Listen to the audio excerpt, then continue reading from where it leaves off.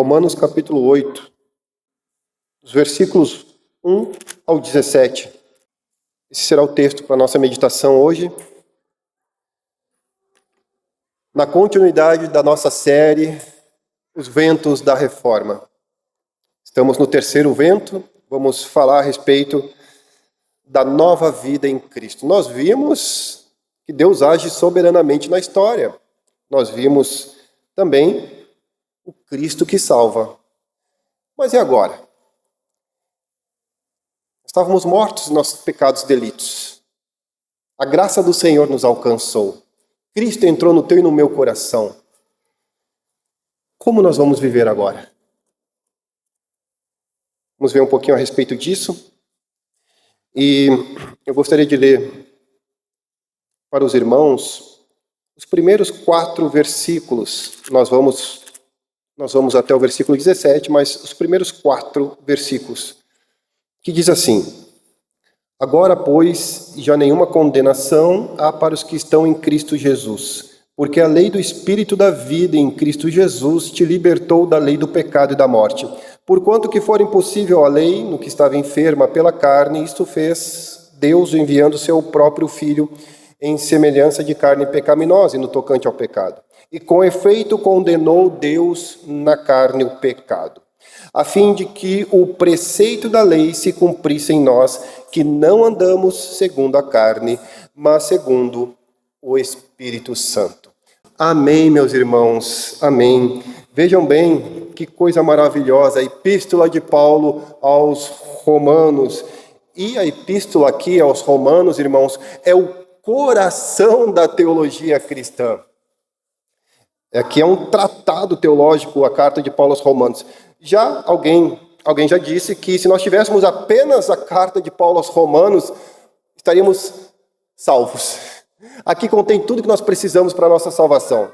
Do capítulo 1 ao capítulo 3 vai falar da condenação, capítulo 4, capítulo 5 fala da justificação pela fé, capítulo 6 ao capítulo 8, santificação, capítulo 9, capítulo 11 vai falar da manifestação do povo étnico de Israel no plano de redenção de Deus. No capítulo 12 em diante nós temos aí as aplicações práticas para a nossa vida. Tendo Romanos nas nossas mãos, estamos muito bem, muito bem. Então, de fato, é o coração da teologia cristã. Paulo aqui, meus irmãos, guiado pelo Espírito Santo, ele vai expor a justiça de Deus revelada pela fé e aplicada pela graça. Romanos 8 aqui é o ponto alto da carta de Paulo. Aqui está o ponto alto da carta de Paulo aos Romanos, onde nós temos a justificação, de fato, sendo aplicada pela graça numa transformação do Espírito Santo. É aquilo que eu estava dizendo aos irmãos. Cristo lhe salvou? Me salvou. Ele é meu Senhor, meu Salvador. Ok, agora vamos aplicar isso no nosso ordinário, na vida ordinária, no nosso cotidiano. Vamos aprender como nós devemos adorar a Deus com um santo viver, uma vez que Ele já está em nós por meio da graça de Deus. Então, meus irmãos, a ideia aqui do capítulo 8 de Paulo aos Romanos é uma nova condição. Veja, nós éramos uma criatura antes de Cristo Jesus. Depois de Cristo Jesus, nós somos uma nova criatura. Então aqui há uma esfera de existência. E essa esfera de existência é o que nós vamos tratar hoje. Que é o quê? A nova vida no Espírito. A nova vida no Espírito Santo. E a reforma protestante, meus irmãos, foi o sopro que reacendeu essa verdade. No século XVI, a igreja vivia sob medo e penitência. Deus parecia distante e a salvação, de fato, parecia uma coisa pesada. Era um fardo, como eu já disse aqui em outra oportunidade, através de indulgências, vendas da salvação, de penitências. Então era um fardo pesado. Mas o Espírito soprou e o Evangelho foi redescoberto aqui. Como eu falei, nós vimos o Deus que age soberanamente, depois nós vimos o Cristo que salva, e agora nós temos aqui o vento da nova vida no Espírito. Esse sopro, meus irmãos, do Espírito Santo, na época da Reforma, ele continua soprando ainda hoje nos nossos dias. Porque o sopro no Espírito na vida de todo cristão é a transformação da doutrina que você conhece de Cristo Jesus em vida. em prática. É a fé que você diz que tem em razão de que você recebeu Cristo Jesus, o autor e o consumador da fé, agora em experiências. E agora você pode vencer as experiências que você tem, em certo sentido, com paz no coração. É a própria teologia transformada em adoração. É aquilo que você conhece, mas não fica no seu intelecto. Desce para o coração. E você sabe que toda a sua vida é de Deus. Vivo não mais eu, mas Cristo vive em mim. E a vida que agora eu vivo pela fé no Filho de Deus que me amou e se entregou por mim. Vai ter a luta? Vai. O próprio Gálatas nos diz isso, não é? Espírito contra carne, carne contra espírito. Mas quem que você acha que vai ganhar essa luta? Sinceramente. Espírito Santo. O Espírito Santo, meus irmãos. Os reformadores entenderam que a verdadeira reforma é obra do Espírito Santo.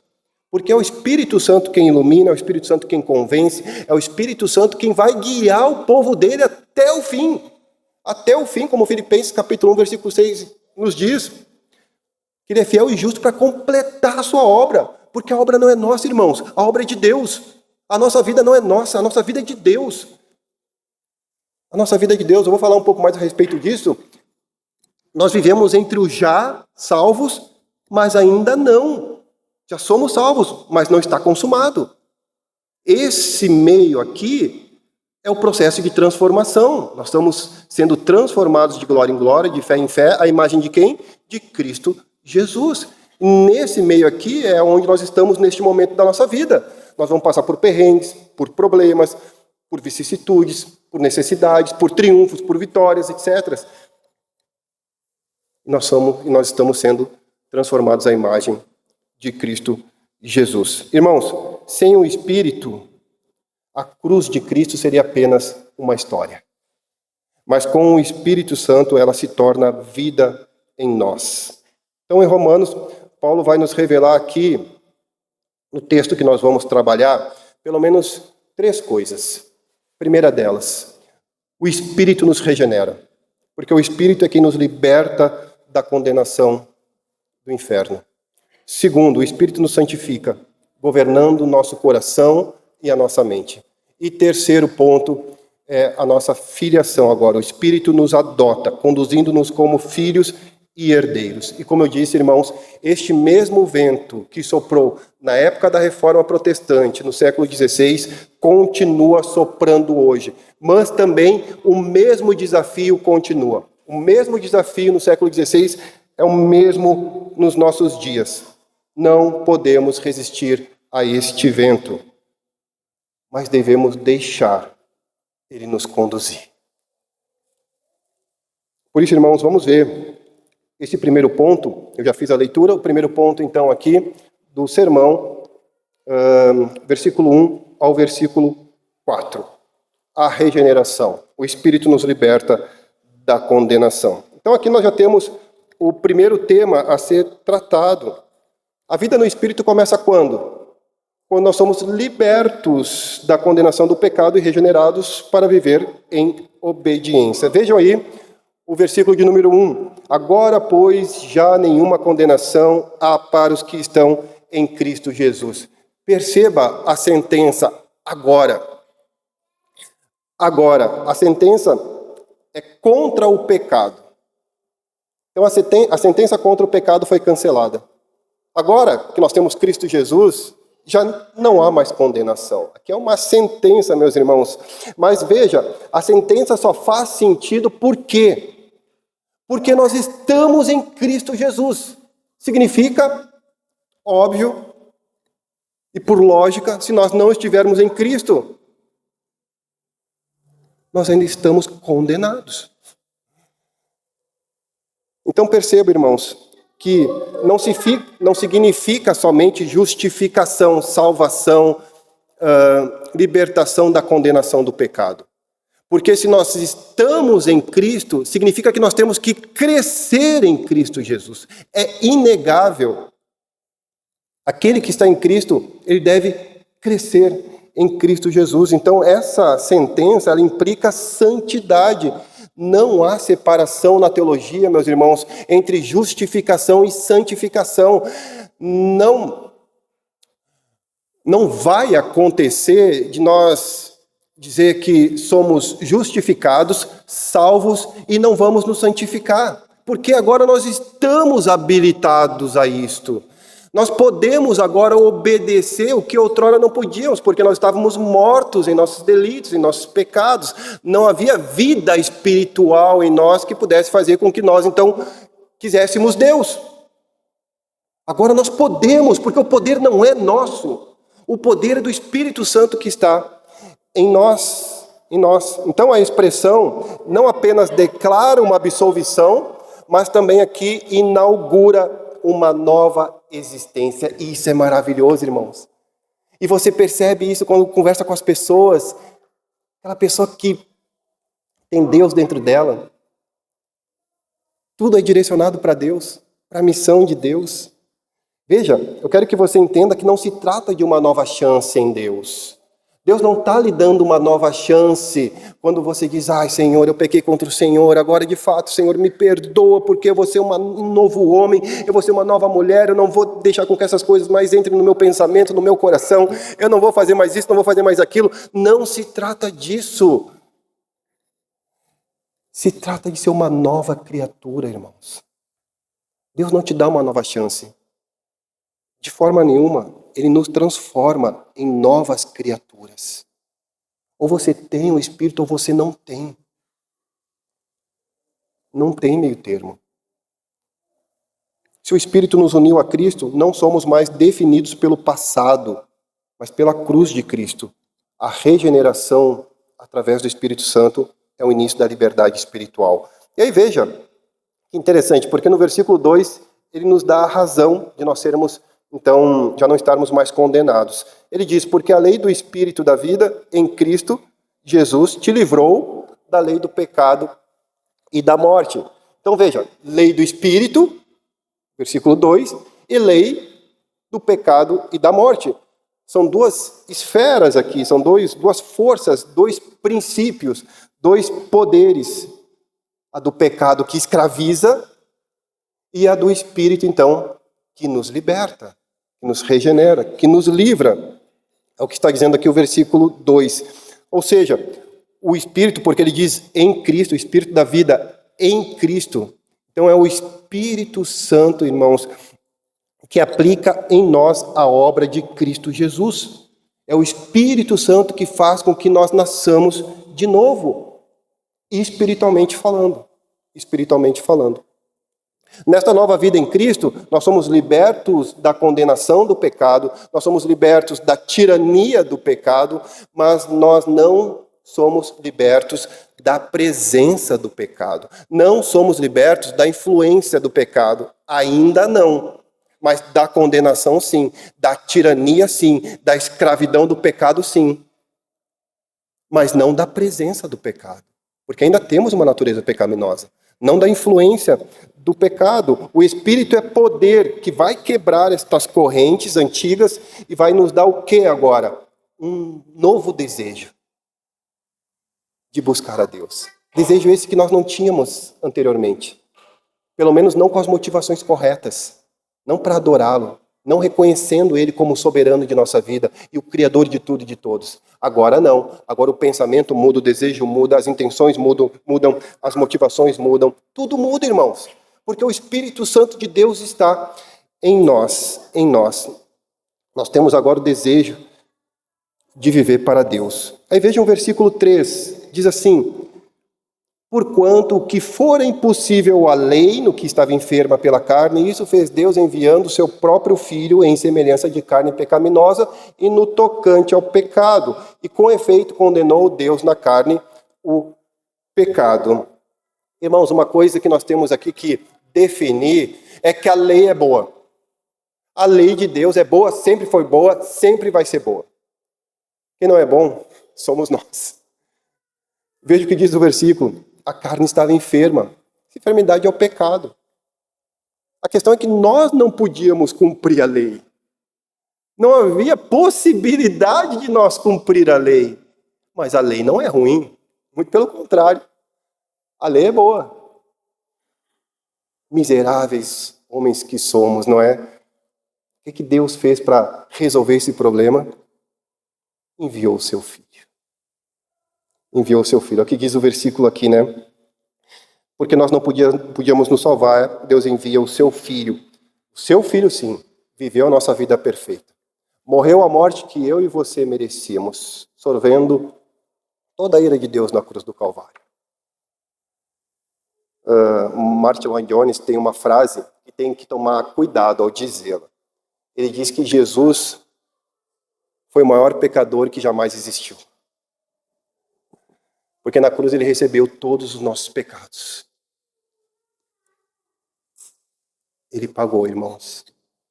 Ele cumpriu cabalmente o plano de redenção. Tomou todos os nossos pecados em si. Ele se fez maldito por nós, diz a palavra de Deus. Ele morreu a nossa morte, meus irmãos. E ali na cruz ele condenou o pecado. E aí nós temos um puritano chamado John Owen, que tem um livro chamado A Morte na Morte na Morte. A Morte da Morte na Morte. Interessante nesse título, porque a morte de Cristo matou o pecado, a morte do pecado, na morte de Cristo. O Espírito agora, o que ele faz? Uma vez que nós reconhecemos essa obra redentora de Cristo Jesus, quando nós confiamos na obra redentora, para que possamos cumprir a lei de Deus, para que possamos viver segundo a vontade de Deus, o Espírito aplica em nós como uma das pessoas da Trindade. Essa é a função dele, irmãos. O Pai planeja, o Filho executa, o Espírito Santo aplica a obra de redenção em nós. Vejam, na Idade Média, a igreja ensinava que o homem é quem cooperava com Deus para a sua salvação, para alcançar a graça. E aí a reforma protestante foi um grito, meus irmãos. Foi um grito que dizia, somente o Espírito regenera. Somente Cristo salva. João Calvino, outro reformador, disse: a justiça que a lei exigia, Deus cumpriu em nós por meio de Cristo Jesus. Aí vejam o versículo 4. Olha a sequência. A fim de que, então, ele enviou o Filho, Deus envia o seu Filho, então, mata o pecado na cruz, a fim de que o preceito, ou, em algumas versões, as exigências da lei, se cumprisse em nós, que não andamos segundo a carne, mas sim segundo o Espírito. Irmãos, nós fomos libertos, porque Cristo Jesus cumpriu a lei. Ele é a própria lei. Ele é a própria lei. E aí diz a palavra de Deus que essa exigência da lei também se cumpriu em nós porque nós temos Cristo Jesus. Agora, meus irmãos, não significa que nós devemos viver a nossa vida de qualquer jeito. Pelo fato de Cristo ter cumprido a lei e eu não precisar viver mais segundo as ordenanças da lei. E agora, portanto, eu vou viver a vida como eu achar que eu tenho que viver. De modo nenhum, muito pelo contrário. Nós fomos libertos por Deus na pessoa do Espírito Santo para que agora nós possamos obedecer à lei. E a lei agora é quem? É Cristo. E Cristo está onde? Em nós, pela pessoa do Espírito Santo. Ele nos habilita para isso. Ele nos habilita, então não podemos viver de qualquer jeito, ou melhor, não podemos viver sem lei. Sem lei. A obediência não é o meio da salvação, mas é fruto da salvação. Por isso que agora nós não obedecemos para alcançar qualquer tipo de favor de Deus. Muito pelo contrário, a gente obedece agora porque o favor já nos alcançou. Porque a lei já nos alcançou. A lei é Cristo. Porque Cristo já está em nós. Então nós frutificamos. E vejam, irmãos, e quando eu digo nós frutificamos, não significa que nós vamos ser perfeitos. Não seremos, nunca alcançaremos perfeição, de modo nenhum. Eu já disse, nós estamos naquele limbo, por assim dizer, não é? Entre o já e ainda não. O que acontece é que nesse meio, que é esta vida que eu e você vivemos, nós não vamos atingir a perfeição, mas nós estamos sendo transformados. Transformados à imagem de Jesus Cristo. Nós vamos ser melhores amanhã do que hoje, depois de amanhã do que amanhã, e assim por diante. Cada vez mais parecidos com Cristo Jesus. Louvado seja Deus. Então Deus não espera a perfeição, mas sim nós estamos sendo transformados. O mesmo Deus, Espírito Santo, que regenera, é Ele mesmo que também nos capacita a obedecer, meus irmãos. É Ele mesmo. Veja, a reforma protestante, ela nos lembra algo. Ela nos lembra que a vida cristã não nasce do esforço humano. Não é pelos méritos, por obras, meus irmãos, mas da graça que o Espírito aplica em nós. É com essa graça que nós somos, então, habilitados, qualificados a cooperar com o desenvolvimento da nossa salvação, sendo santificados dia após dia. Não como um ato meramente externo, mas como uma transformação primeiramente interna, profunda, enraizada, que começa no nosso coração e se estende para a vida. É interno, meus irmãos. Você não vai frutificar para o reino externamente se você não tiver o Espírito Santo no seu coração, trabalhando em você internamente. Por isso que nós precisamos do Espírito Santo para fazer e cumprir a missão de Deus nesta vida que nós estamos vivendo aqui, porque não haverá outra. Você já se deu conta disso? Não haverá outra. A reforma, então, nos lembra isso, meus irmãos. Que a vida cristã não nasce do esforço humano, mas da graça, da graça. O mesmo Deus que tirou a igreja das trevas, do mérito humano, é o mesmo Deus que renova corações ainda hoje. Nós lemos aqui, aonde está o Espírito, aí a liberdade. Liberdade para quê? Para obedecer, eu já falei isso aqui. Ninguém que tem um Espírito possa dizer que não é capaz de obedecer, porque ele é capaz de obedecer, porque os méritos não são da pessoa, mas de Deus. De Deus. Você pode não estar conseguindo por alguma razão. E aí você tem que sondar o seu coração e pedir para que Deus sonde o seu coração também. Mas nós já estamos qualificados para obedecer a Deus, para confiar nele, para depender dele, para nos apegarmos nele, para querermos ele, para agradá-lo, para viver para a glória dele. Porque agora, meus irmãos, como diz a palavra de Deus, o próprio Romanos capítulo 6, ainda dentro do escopo da santificação, ele vai dizer no capítulo 6, agora com Cristo nós vivemos em novidade de vida. Lembram? A esfera agora, a esfera da existência. Agora nós estamos vivos espiritualmente. Nós podemos viver em novidade de vida. Nenhuma condenação há para aqueles que estão em Cristo Jesus. Essa é a liberdade que Cristo nos conquistou, não apenas para nos livrar da culpa do pecado, mas para nos conduzir à plenitude do Espírito. E isso é algo importante que você tem que compreender, porque Cristo não somente te livra da culpa do pecado, Ele não somente te perdoa, não somente isso, meus irmãos, mas Ele habilita a igreja dele para viver segundo a vontade dele. Ninguém que diz ser livre da culpa em Cristo não vive em Cristo.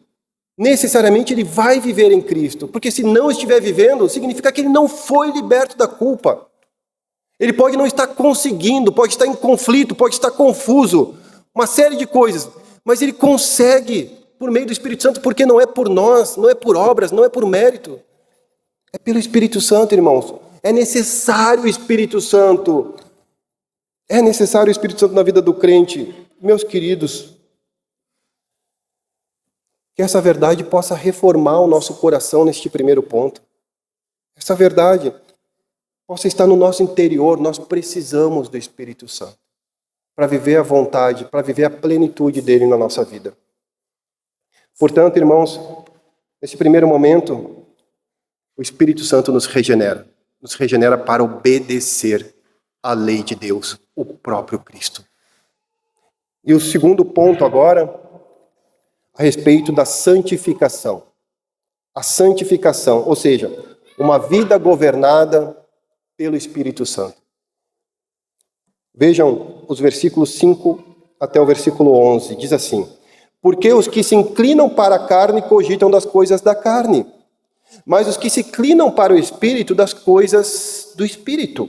Porque o pendor da carne dá para a morte, mas o do Espírito para a vida e paz. Por isso o pendor da carne é inimizade contra Deus, pois não está sujeito à lei de Deus, nem mesmo pode estar. Portanto, os que estão na carne não podem agradar a Deus. Vós, porém, não estáis na carne, mas no Espírito, se de fato o Espírito de Deus habita em vós. E se alguém não tem o Espírito de Cristo, este tal não é dele. Se, porém, Cristo está em vós, o corpo, na verdade, está morto por causa do pecado, mas o Espírito é vida por causa da justiça. Se habita em vós o Espírito daquele que ressuscitou a Jesus dentre os mortos, esse mesmo que ressuscitou a Cristo Jesus dentre os mortos, vivificará também o vosso corpo mortal, por meio do seu Espírito que em vós habita.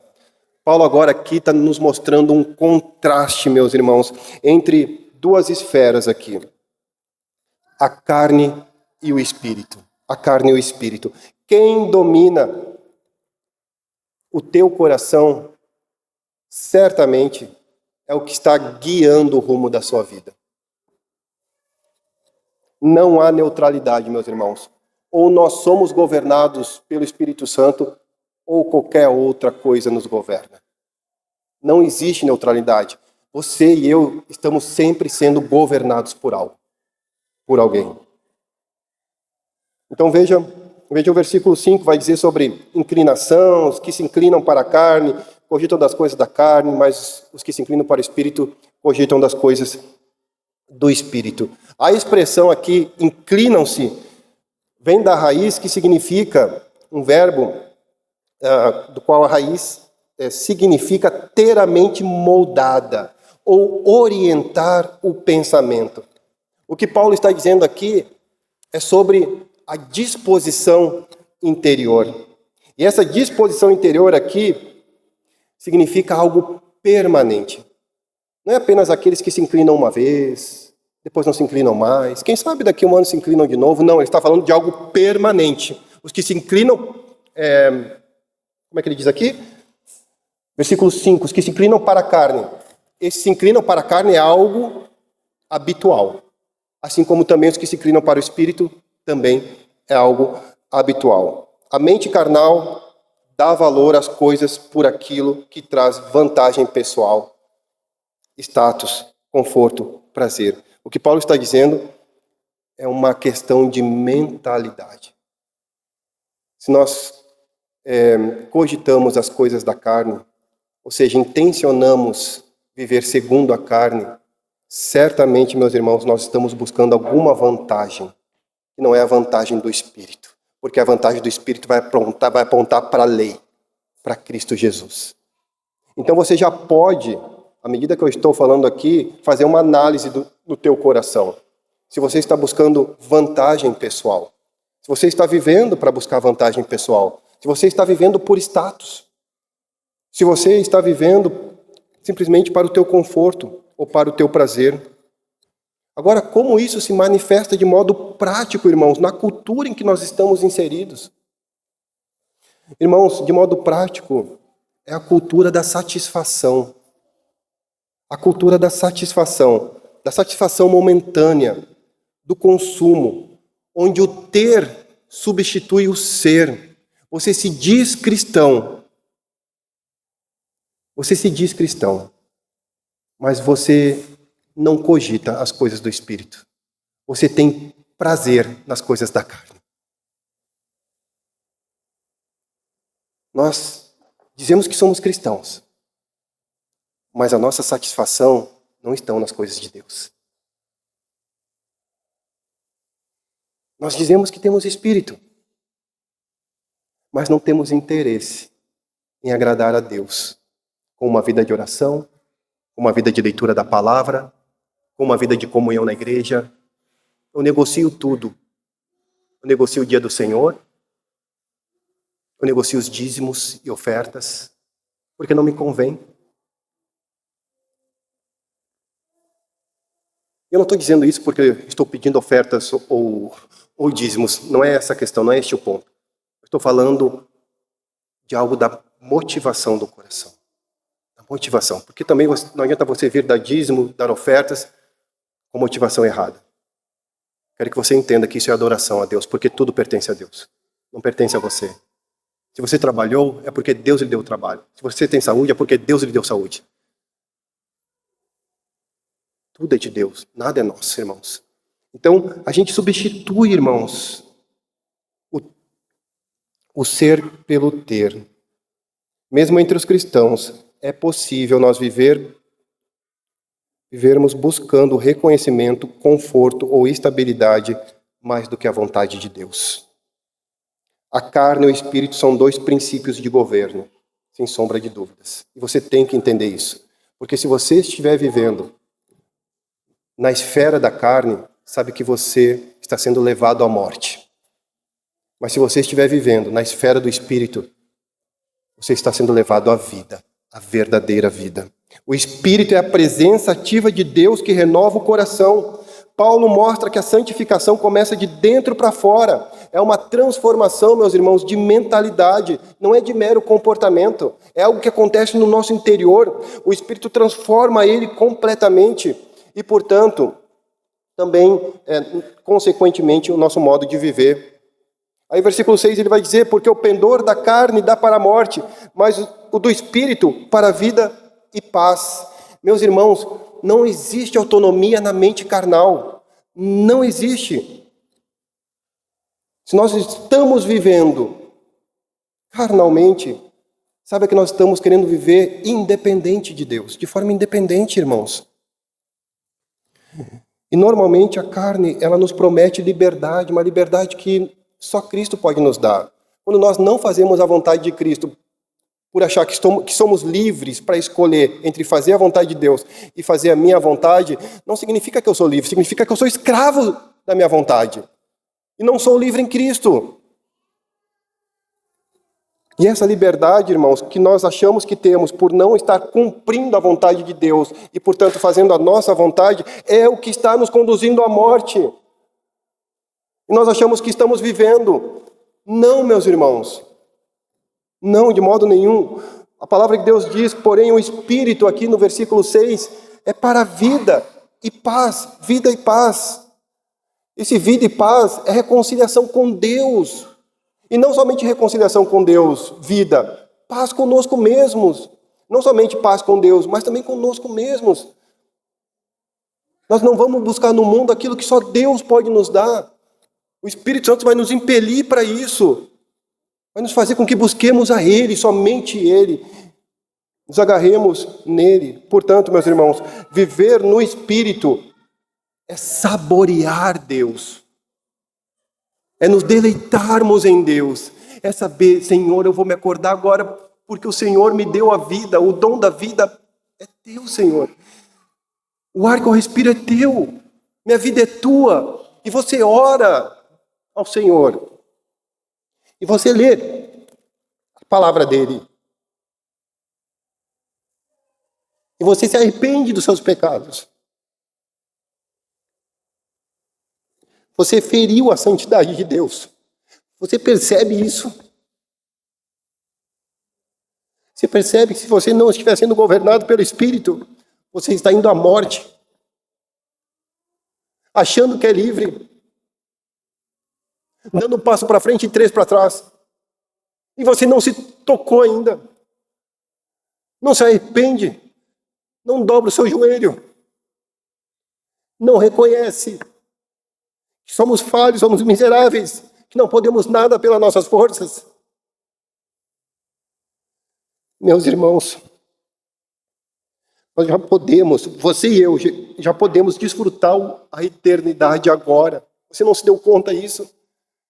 Que essa luta toda vai acabar um dia. E que mesmo com essa luta é muito melhor você estar com a mente de Cristo do que viver por si só. E um dia isso vai acabar e nós vamos estar na eternidade com Deus. Onde não teremos mais essa luta. Vejam o versículo 8, por favor. 7 e 8. Por isso, o pendor da carne é inimizade contra Deus, pois não está sujeito à lei de Deus, nem mesmo pode estar. Portanto, os que estão na carne não podem agradar a Deus. aqui é a tragédia da natureza humana, meus irmãos. Aqui é a tragédia da natureza humana. Porque o homem, ele não apenas desobedece a Deus quando você deixa de fazer e cumprir a vontade dele, mas você é inimigo de Deus. Inimigo de Deus. O verbo aqui, veja, final do versículo 7, nem mesmo pode estar sujeito à lei de Deus. Esse verbo aqui é poder. É impossível, irmãos. É impossível, é uma negativa. É impossível nós agradarmos a Deus se nós não estivermos sujeitos à lei de Deus. Não há possibilidade de agradar ao Senhor moralmente, não há capacidade de agradar ao Senhor espiritualmente. Não podemos, porque não há poder em nós. Porque o poder é do Espírito. É do Espírito. Nós temos que ser cristãos, irmãos. Não achar que somos cristãos. O Espírito deve governar a nossa mente e o nosso coração. E eu digo mais uma vez, o homem não é neutro. Alguém governa o homem. Sempre, sempre. Então talvez a pergunta que devemos nos fazer é: quem está te governando? Veja, irmãos. Na Capela Sistina tem uma imagem de Michelangelo. Michelangelo pintou uma imagem em que ele retrata exatamente o que nós estamos dizendo aqui. A imagem é a seguinte. É Deus, pode passar por favor, para que os irmãos acompanhem. A imagem é essa que está no projetor.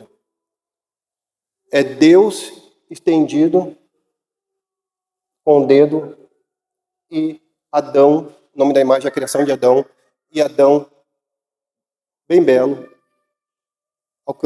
procurando alcançar o dedo de Deus. Essa é a imagem que está ali. E essa é a verdade, meus irmãos, que contrasta fortemente com o espírito da época da Reforma.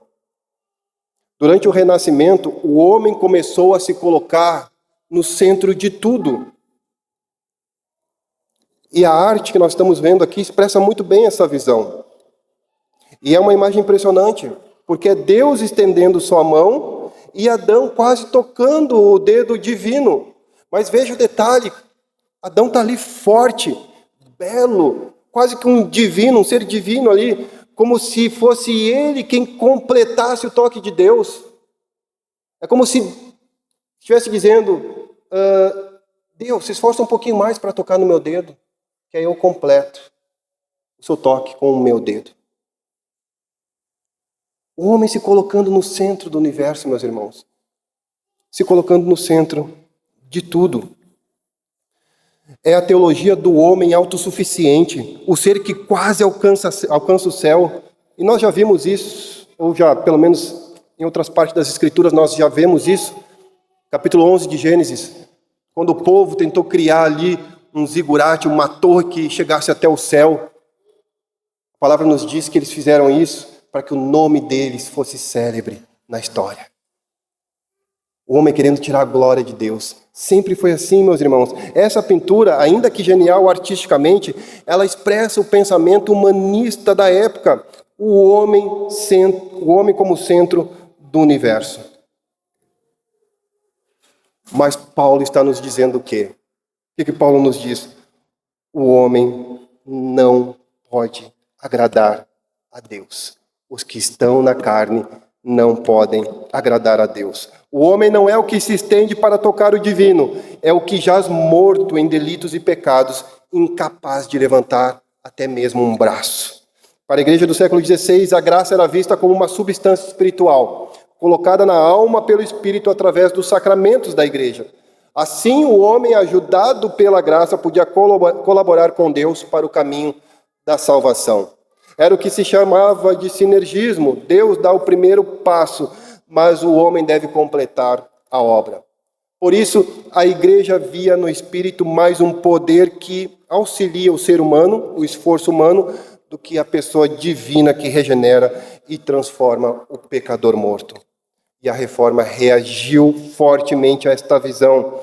Lutero, Calvino, os reformadores da época disseram: não é o homem que coopera com o Espírito Santo, é o Espírito que cria vida onde há morte. Sem o Espírito, o homem é apenas Adão estendendo a mão, mas nunca alcançando a vida. Somente o Espírito Santo, meus irmãos, quando toca o coração, é que recria o homem à imagem de Cristo, que transforma o homem. Só o Espírito Santo. Vejam o versículo 9. Vós, porém, não estáis na carne, mas no Espírito, se de fato o Espírito de Deus habita em vós, e se alguém não tem o Espírito de Cristo, este tal não é dele. Aqui nós vemos o verbo habitar. Esse verbo habitar aqui não é um hóspede, meus irmãos. O Espírito Santo não habita em nós como um hóspede, ora ele está, ora ele não está. Não, é de modo permanente. Permanente, ele é um morador no nosso coração. E aonde o Espírito Santo entra, tem que haver mudanças. É impossível você dizer que tem o Espírito Santo e a sua vida continuar a mesma coisa, ou até pior, espiritualmente falando. Não estou falando literalmente, porque talvez as coisas possam até realmente mudar para pior, por alguma razão. Mas espiritualmente não. De modo nenhum.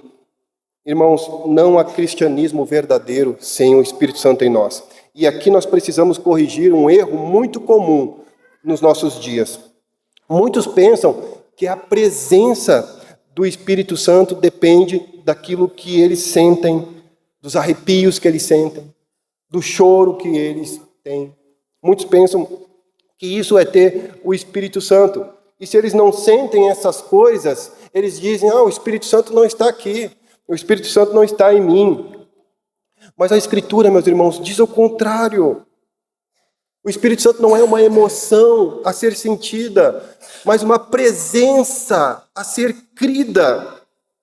Ele é a própria vida de Cristo em nós. Eu não tenho que sentir isso, eu tenho que crer nisso. Eu não tenho que me arrepiar por isso. Eu tenho que confiar naquilo que a palavra de Deus diz. Porque senão eu vou achar que é por meio de mim que o Espírito Santo age. Como se eu estivesse à frente do Espírito Santo. Mas é o contrário. Eu só reajo porque o Espírito Santo agiu em mim. Então eu tenho que crer, meus irmãos. O Espírito Santo é a própria vida de Cristo em nós. Ele não é um acréscimo sensorial em nós. É Cristo em nós. Nos lembrando as palavras do nosso Senhor, do nosso Salvador. E Paulo aqui é preciso, meus irmãos. Se alguém não tem, veja a parte B do versículo 9. Se alguém não tem o Espírito de Cristo, este tal não é dele. Este tal não é de Cristo. E veja que o mesmo Espírito aqui é chamado Espírito de Deus, início do versículo 9. Vós, porém, não estáis na carne, mas no Espírito, se de fato o Espírito de Deus. E depois ele fala o Espírito de Cristo. Veja, meus irmãos, não são dois Espíritos, é o mesmo Espírito. O mesmo Espírito Santo, é um Espírito só. Aqui nós temos a Trindade, realizando o plano da redenção. A Trindade, Deus Pai, Deus Filho, Deus Espírito Santo. O Pai planeja, o Filho executa, o Espírito aplica na vida do pecador uma nova vida. Então, é um Espírito aqui. Veja os versículos 10 e 11. Se, porém, Cristo está em vós, o corpo, na verdade, está morto por causa do pecado, mas o Espírito é vida por causa da justiça. Se habita em vós o Espírito daquele que ressuscitou a Jesus dentre os mortos, esse mesmo que ressuscitou a Cristo Jesus dentre os mortos, vivificará também o vosso corpo mortal por meio do seu Espírito que em vós habita. Meus irmãos, aqui novamente nós vemos a tensão do já e ainda não. Porque ele vai dizer que esse morto, embora tenhamos o Espírito de Cristo, o Espírito Santo, ele vai morrer. Seu corpo vai morrer. Mas veja que o Espírito é vida por causa da justiça. É aquela tensão do já, mas ainda não. Assim nós estamos vivendo. A santificação é a vida de ressurreição presente. Alguém já disse uma vez, um teólogo reformado, a santificação é o início da glorificação. O Espírito é o penhor da eternidade. O céu já começou na sua e na minha vida, meus irmãos.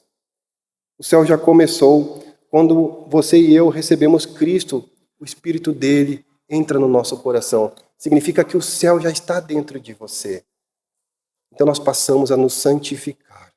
A nos santificar. E Deus, apesar de nós, vai nos usar para a glória dele. Apesar das tuas limitações, das minhas limitações. Porque o poder é dele, meus irmãos. É dele. Esse mesmo Espírito que ressuscitou Cristo Jesus dos mortos é o mesmo Espírito que nos vivifica. E nos vivifica por uma razão, para nos usar para a glória de Deus. Para a glória de Deus. Então nós podemos sim ser instrumentos de bênçãos nas mãos de Deus, porque o poder é de Deus. Veja bem, conta-se certa vez que uma orquestra ela estava para se apresentar. E no momento da apresentação, identificaram que um dos principais pianos, ele estava desafinado. E ele estava rachado. O que aconteceu? O maestro disse, deixe-me tentar. Então ele senta com paciência e técnica e ele começa a tocar. E mesmo com cordas partidas e notas falhas, ele tirou daquele piano uma bela melodia. E no final, alguém perguntou a ele, como o Senhor conseguiu? E ele responde, o segredo não está no piano, está nas mãos do maestro. Meus irmãos, a vida do crente é assim. A nossa vida é assim. O corpo ainda carrega marcas do pecado, mas o Espírito Santo, o mesmo que ressuscitou Cristo Jesus dos mortos, ele toca em nós a mais bela melodia da vida. O poder é do Espírito Santo, meus irmãos. Não é nosso. Mesmo rachados, ele faz soar a música da graça. Onde o Espírito habita, a reforma vai continuar no teu e no meu coração. O homem espiritual é aquele em quem Deus já tocou primeiro. Meus irmãos, o Espírito Santo nos regenera, o Espírito Santo nos santifica, e o Espírito Santo também nos adota. Esse é o terceiro e último ponto, a filiação, a vida guiada pelo Espírito.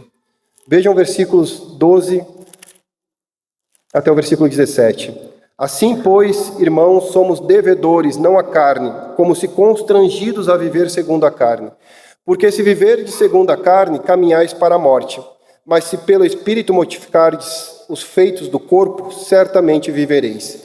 Pois todos os que são guiados pelo Espírito de Deus são filhos de Deus, porque não recebestes o espírito de escravidão para viveres outra vez atemorizados, mas recebestes o espírito de adoção, baseados no qual clamamos, Abba, Pai. O próprio Espírito testifica com o nosso espírito que somos filhos de Deus. Ora, se somos filhos, somos também herdeiros de Deus e co-herdeiros com Cristo. Se com Ele sofremos, também com Ele seremos glorificados. Meus queridos irmãos, se o primeiro movimento da obra do Espírito Santo é a regeneração, como nós vimos, o segundo movimento, a santificação, o terceiro, então, é adotar. Veja que ele não apenas nos transforma em novas criaturas, mas ele nos introduz em uma nova família espiritual. Uma nova família espiritual. Versículo 12 e 13 está dizendo algo muito importante para nós. Que nós não somos devedores à carne. É o que ele começa dizendo aqui, nós não somos devedores à carne. Essa linguagem, meus irmãos, é uma linguagem de responsabilidade espiritual, de compromisso espiritual. Porque se nós não somos devedores à carne, somos devedores a quem? Ao Espírito Santo. Então ele usa a expressão, mortificardes os feitos do corpo.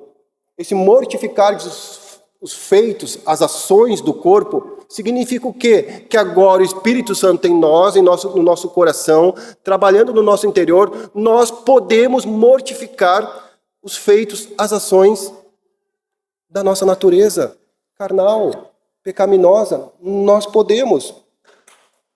Então aqui está mostrando o aspecto ativo da santificação. A vida no Espírito não é passiva, é cooperar com o Espírito na morte do velho homem. Mas eu quero que você observe uma coisa.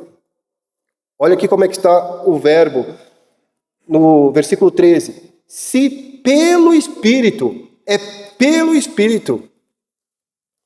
Então aqui o verbo está no modo ativo, como um agente divino. Pelo Espírito, ou seja, nós vamos agir, mas sob o poder do Espírito Santo.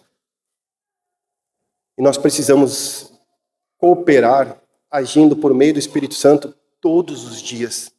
Todos os dias. Lutero, é atribuído a ele uma frase. Ele disse que pensei que o velho homem tinha morrido nas águas do batismo, mas descobri que o infeliz sabe nadar. Agora eu tenho que matá-lo todos os dias. Todos os dias, meus irmãos. Aí no versículo 14 ele vai dizer algo interessante, porque aí ele vai dar a evidência de que aqueles que mortificam as ações do corpo, de fato são os filhos de Deus. São os filhos de Deus. Que o versículo 14 ele vai dizer: pois todos os que são guiados pelo Espírito de Deus, esses são filhos de Deus. E aqui nós temos o coração do nosso texto. A filiação, a adoção é evidenciada pela direção do Espírito Santo. E é interessante porque esse guiados aqui, ele tem um teor fraternal. A ideia de que o Espírito Santo te pega pela mão e te conduz. Ele não te impõe. Você está agindo em cooperação com o Espírito Santo, porque ele está em você. É pelo Espírito. É pelo Espírito. Ele nos conduz de uma forma paternal. Então o Espírito não apenas nos instrui, ele guia o crente como um pai conduz uma criança que aprende a andar. E aqui nós temos novamente o contraste com a igreja do século XVI. O fiel na época também era guiado por algo, mas era guiado por regras, por penitências, por mediações. Na teologia reformada, meus irmãos, o fiel é guiado unicamente pelo Espírito Santo que habita no coração. Então a reforma protestante, ela transferiu a dependência das mãos dos sacerdotes para as mãos do Espírito Santo. Aí versículo 15 ele vai dizer: porque não recebeste o espírito de escravidão para outra vez estares em temor, mas recebeste o espírito de adoção, pelo qual clamamos, Abba, Pai. O espírito de escravidão representa a velha vida, a vida da lei, a vida você tentando se salvar, cumprindo os preceitos da lei, aquilo que Cristo já fez por nós no Calvário. É uma vida sob o pecado, de medo, de castigo. Nós recebemos o espírito da adoção.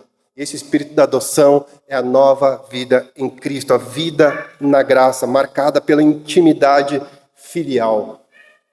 Quem é filho de Deus, quem é adotado na família de Deus, meus irmãos, significa que você terá intimidade com Deus. Intimidade é relacionamento com Deus, porque o Espírito Santo que está em nós é quem vai fazer isso. Não é inconcebível pensarmos que nós somos filhos de Deus e não temos intimidade com o Pai. Não nos relacionamos com Ele. Não colocamos a nossa vida à disposição dEle. Não nos entregamos a Ele. Não nos rendemos a Ele. Não nos devotamos a Ele. É impossível. É impossível, irmãos. Paulo está fazendo uma reviravolta teológica e emocional aqui. O filho adotado recebe todos os direitos do pai, os privilégios de um filho natural. E aí ele vai dizer ainda, inclusive, a herança. Já vamos ver isso. Então Paulo aqui está usando o termo para mostrar que Deus, Ele não apenas nos aceita, irmãos. Vejam isso. Deus não apenas nos aceita como servos reformados que agora foram libertos da culpa e estão simplesmente em Cristo, como se fosse algo vago ou subjetivo. Não, você se torna filho de Deus. Filho de Deus. E quem é filho é amado do Pai.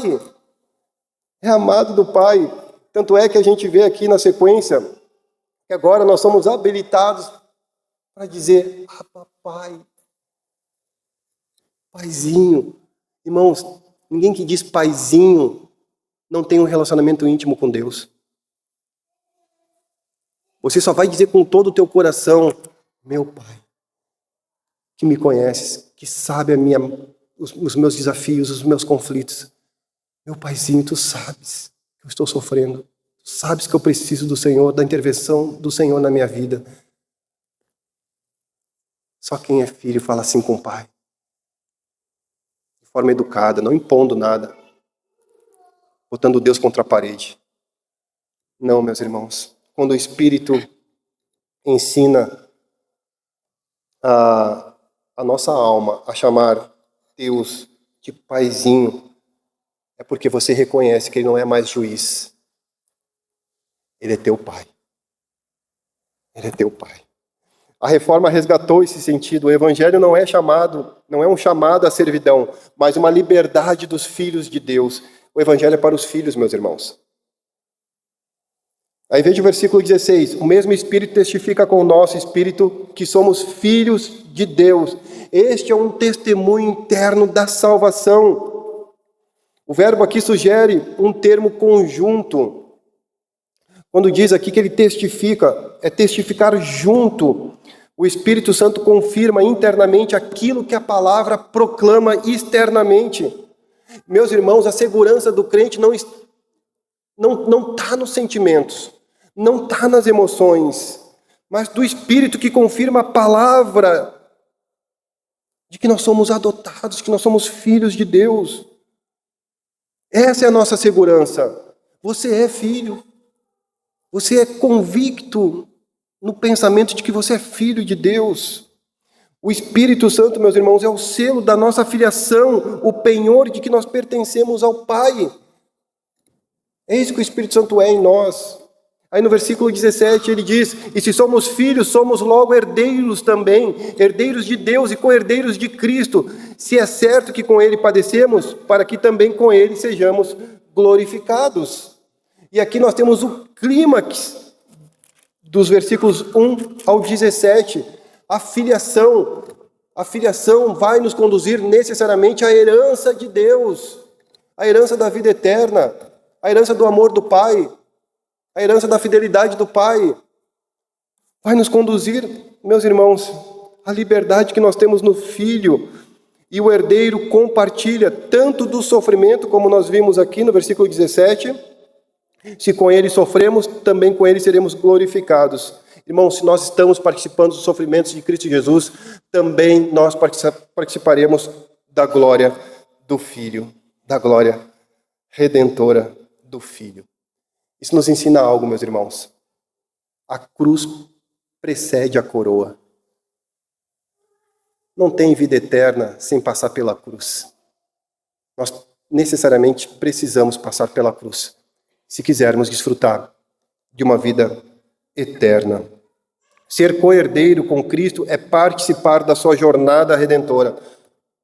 E lembra que eu disse? Estamos naquela tensão do já, mas ainda não. Aqui nós vamos sofrer. Aqui nós vamos padecer. Aqui nós vamos enfrentar fofoca. Aqui nós vamos enfrentar conflitos. Aqui nós vamos chorar. Aqui nós vai ser uma série de coisas, meus irmãos. Uma série de coisas. Estamos sofrendo com Cristo. Mas isso não é abandono. Nós estamos sendo transformados à imagem de Jesus Cristo.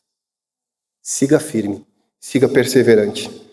A igreja do século XVI via o sofrimento como castigo. E Lutero então escreveu: a cruz é a escola onde Deus forma seus filhos. Eu queria concluir com algumas aplicações também, dizendo o seguinte: irmãos, quando nós olhamos para a reforma, nós vemos um povo sufocado por tradições humanas e pela culpa. Mas Deus soprou novamente. O vento do Espírito encheu a igreja de vida, de fé e de liberdade. Esse mesmo Espírito continua soprando em nossos dias, nos lembrando que, em primeiro lugar, a regeneração é o início da nova vida. A santificação é a continuidade dessa obra. E a filiação é o ápice, onde nós somos guiados aqui a filhos, a herdeiros de Deus. Por isso, quando você se sentir sem direção, confuso, gostaria que você lembrasse que o Espírito ainda continua guiando os seus filhos. Não é porque você está se sentindo de um jeito que o Espírito Santo não possa lhe conduzir, não possa lhe guiar.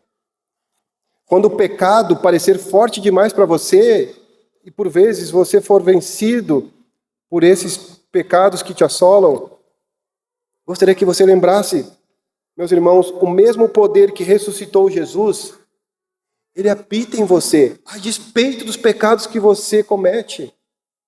Ele está te transformando, ele está te melhorando, ele está amadurecendo a sua fé. Quando o medo quiser roubar a sua fé, aquelas situações em que você teme, que você tem receio, em que você não sabe, quem sabe, como agir, lembre-se, meus irmãos, você não é mais escravo. Você é filho amado de Deus. Pode clamar a Ele, pode chorar aos pés dEle, pode buscá-lo a hora que você quiser, no momento em que você estiver. Você é filho de Deus, não pelos teus méritos, mas pelo de Cristo Jesus, que já cumpriu e que já lhe deu o Espírito Santo. Quando a igreja parecer fria, distante, ore para que o Espírito sopre novamente, reformando corações antes de reformar estruturas. A igreja precisa ter vividamente o Espírito no seu coração, meus irmãos. A verdadeira reforma, ela não é apenas teológica, ela é do coração. O vento da reforma ainda sopra. O mesmo Espírito que incendiou corações no século XVI, ele pode, meus irmãos, soprar em Cruz Alta. Mas para que esse Espírito sopre em Cruz Alta, ele precisa primeiramente soprar na igreja dele. E para soprar na igreja dele, ele precisa primeiramente soprar nos lares. Para que então, de fato, essa igreja receba essa cidade receba o sopro do Espírito. Eu encerro dizendo, meus irmãos, os ventos da reforma não cessaram. Não cessaram, continuam soprando. Mas eles vão continuar soprando onde tiver corações rendidos ao Espírito de Deus.